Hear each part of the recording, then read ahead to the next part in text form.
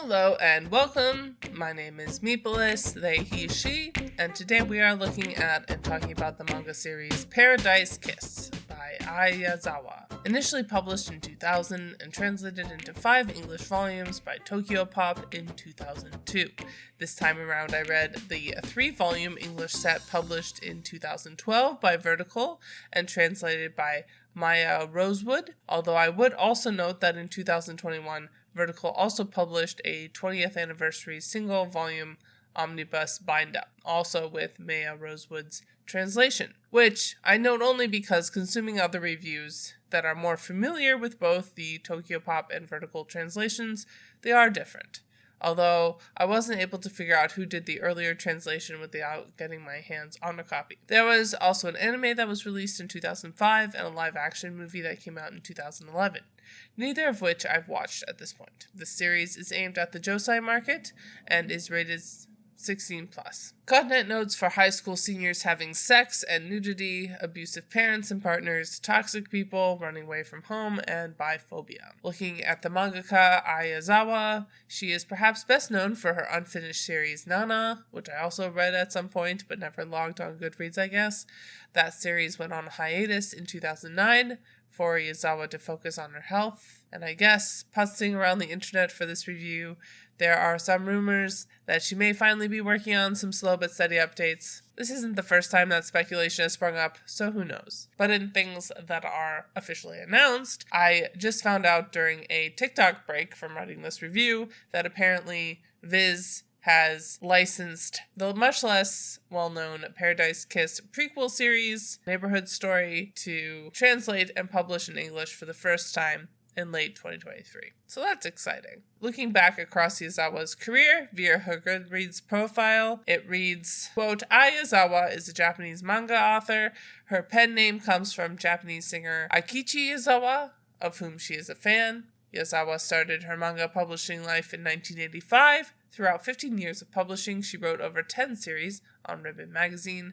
Yazawa's most famous mangas include I'm Not an Angel, Neighborhood Story, Paradise Kiss, and Nana. In 2003, she was awarded the Shogakukan Manga Award for Nana. Yazawa's works are most popular among young women and girls. The storylines generally are centered on young women and their relationships, something with which her young fanbase identifies. The characters are always very stylish, and she is known especially for her hip sense of fashion. Yazawa herself attended a fashion school after high school, but did not complete her studies there. Another key point is her strikingly unique, often rebellious characters, who tend to be juxtapositioned against the more traditional ones. End quote.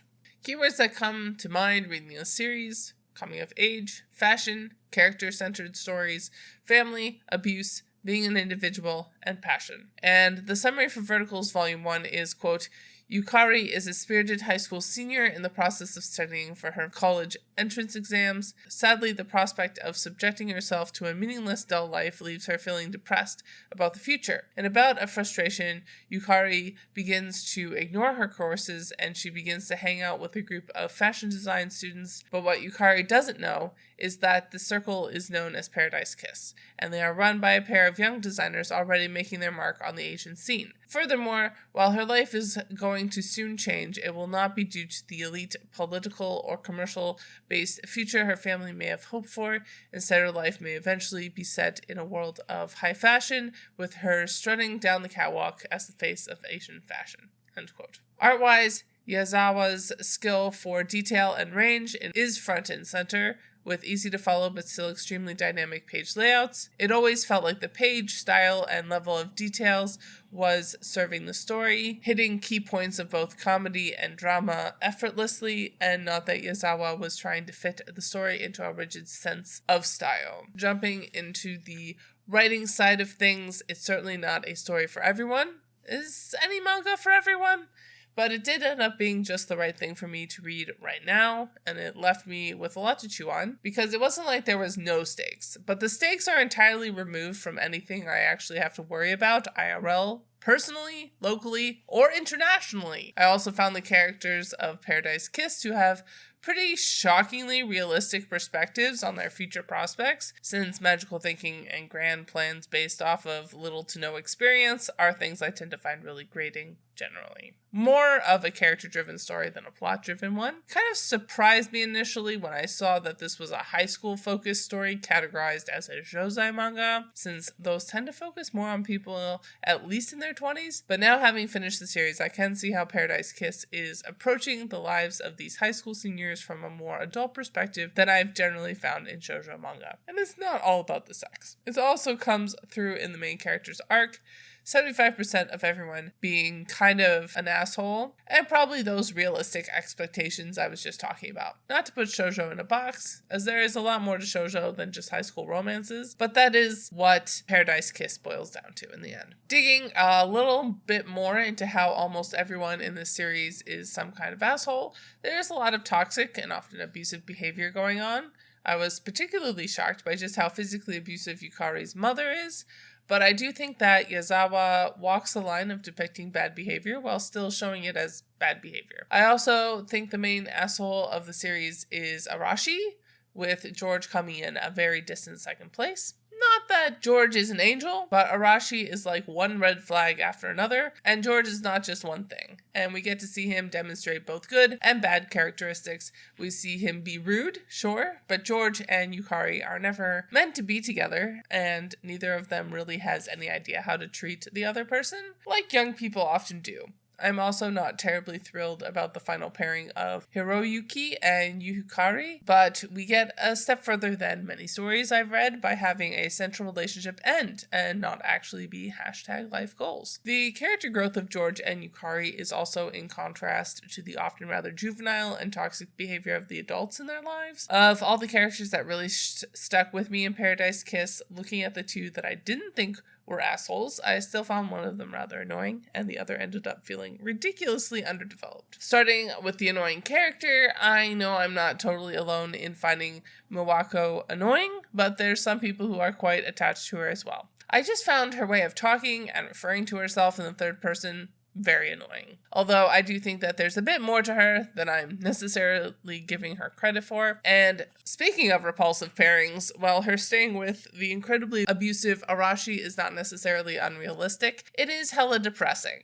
I only hope it successfully serves as a bright neon warning sign to readers. And then we get Isabella, who is the most criminally underserved character in this whole series. A trans woman in an early 2000s manga could certainly do a lot worse, but I'm not surprised that I see a lot of reviews feeling like her depiction comes up a bit short. And while it's certainly acceptable for people in general to not be involved in a romantic and or sexual relationship at any given point, or ever, Isabella does feel conspicuously desexualized in comparison to the rest of our main characters. It also doesn't help that she often feels like a bit of an exposition prop as well. Looking at sexuality, I had not remembered that George was bi.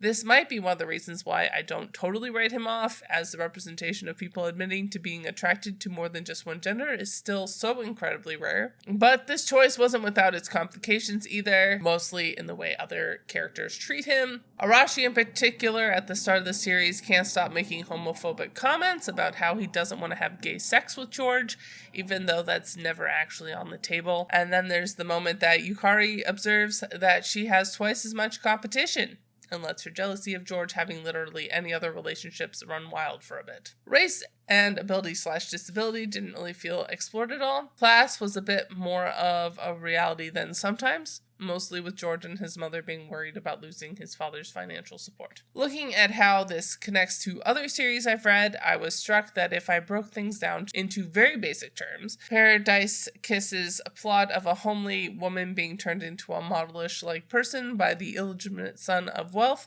with aspirations in fashion is very similar to Princess Jellyfish. Another series I enjoy. Make of that what you will.